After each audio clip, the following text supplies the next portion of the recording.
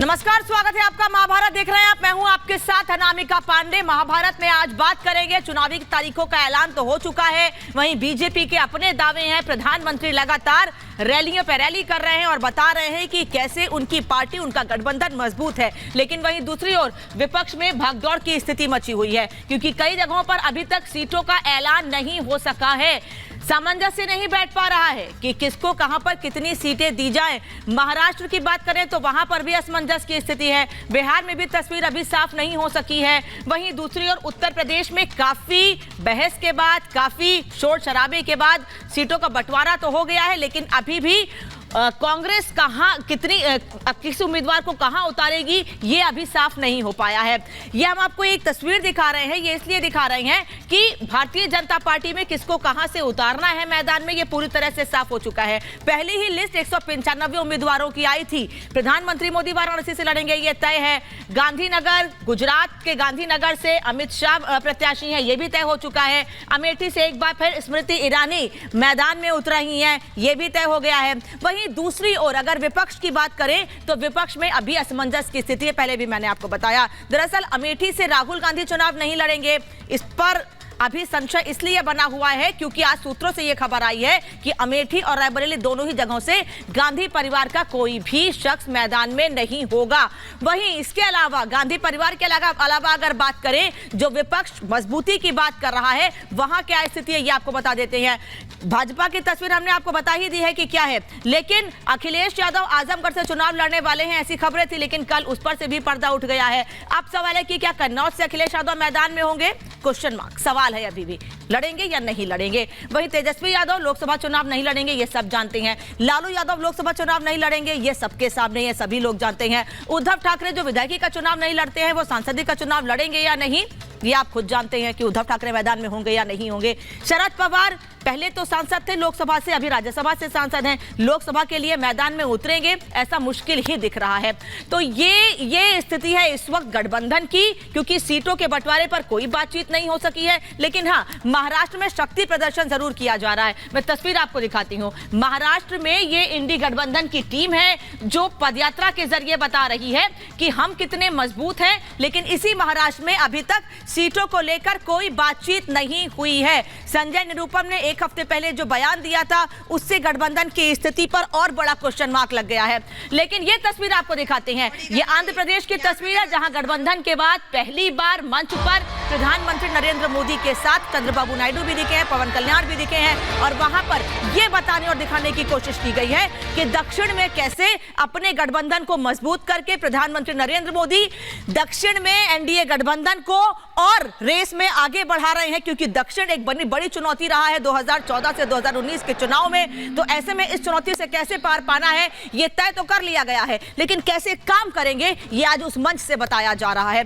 और अब आपको दिखाते हैं कि 24 में मोदी का अजय फॉर्मूला क्या है। 50% से ज्यादा वोटों पर मोदी का फोकस है, इसीलिए बैक टू बैक रैलियां की जा रही हैं। इंडी मिलकर लड़ा तो भी मोदी विजय तय है, क्योंकि 3 लाख प्लस मार्जिन से जीत में बीजेपी आगे है विपक्ष के मुकाबले। वहीं 2009 में एक सीट पर 3 लाख से ज्यादा वोटों से जीती थी। वहीं दूसरी ओर अब 2024 के चुनाव में और ज्यादा बड़ी जीत की तैयारी है। 2009 में 42 सीट पर जीत का अंतर 3 लाख से ज्यादा था भारतीय जनता पार्टी का, एनडीए गठबंधन का। वहीं 2019 में बीजेपी की ऐसी सीटें बढ़कर 105 हुई थी, यानी धीरे धीरे यह आंकड़ा बढ़ता चला गया। 303 में से 105 पर 3 लाख से ज्यादा का मार्जिन रहा था, जबकि 2009 में यह आंकड़ा कम था, लेकिन मार्जिन इतना ही था। 13 प्रदेशों में बीजेपी का 50% से ज्यादा वोट है। 224 लोकसभा सीटों पर आधे से ज्यादा वोट भारतीय जनता पार्टी को मिले हैं। 1984 में कांग्रेस को 49.10% वोट मिले हैं, 414 सीटें मिली हैं। एनडीए का टारगेट देश में 50% वोट है और 400 से ज्यादा सीटें हैं। बार बार प्रधानमंत्री अलग अलग मंचों से ये बात कहते भी रहे हैं, और भारतीय जनता पार्टी पूरे गठबंधन, एनडीए गठबंधन का यही टारगेट है, यही बातें तमाम मंचों से कही जाती रही हैं। यानी फॉर्मूला तय हो चुका है, फॉर्मूला तय हो चुका है, नारा क्या दिया है ये भी साफ हो चुका है, लेकिन विपक्ष कहां पर खड़ा है ये सबसे बड़ा सवाल है। इस बीच एक बड़ी खबर आपको बता देती हूं, प्रधानमंत्री मोदी ने एक बार फिर 400 पार का नारा दिया है। प्रधानमंत्री अलग अलग मंचों से लगातार ये कहते रहे हैं कि पूरा गठबंधन, एनडीए गठबंधन 400 से ज्यादा सीटें जीतेगा। पीएम मोदी ने एक बार फिर 400 का नारा दिया है। बता दें आपको कि आंध्र प्रदेश में आज गठबंधन बनने के बाद पहली बार मंच पर नेता दिखाई दिए। प्रधानमंत्री मोदी के साथ चंद्रबाबू नायडू, पवन कल्याण दिखे और वहीं से ये नारा एक बार फिर दिया गया है। हम आपको लगातार बता रहे हैं कि 15 मार्च से 5 दिनों के साउथ दौरे पर है प्रधानमंत्री नरेंद्र मोदी और वहां से एक ही बात कह रहे हैं कि आपको हमें और मजबूत करना है और इस मजबूती के लिए हमें आपकी ताकत, आपके समर्थन की पूरी जरूरत है। आंध्र प्रदेश में एनडीए की साझा रैली में पीएम मोदी ने 400 पार का नारा दिया है। प्रधानमंत्री ने मंच से विपक्ष को संदेश भी दिया और बताया कि 400 से ज्यादा सीटें जीतेंगे।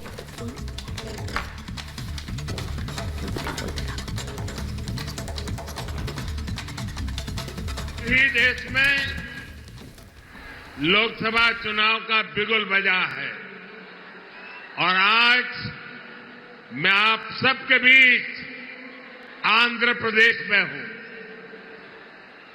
यहां मुझे कोटप, कोंडा से ब्रह्मा, विष्णु और महेश तीनों का आशीर्वाद मिल रहा है। त्रिदेवों के इस आशीर्वाद से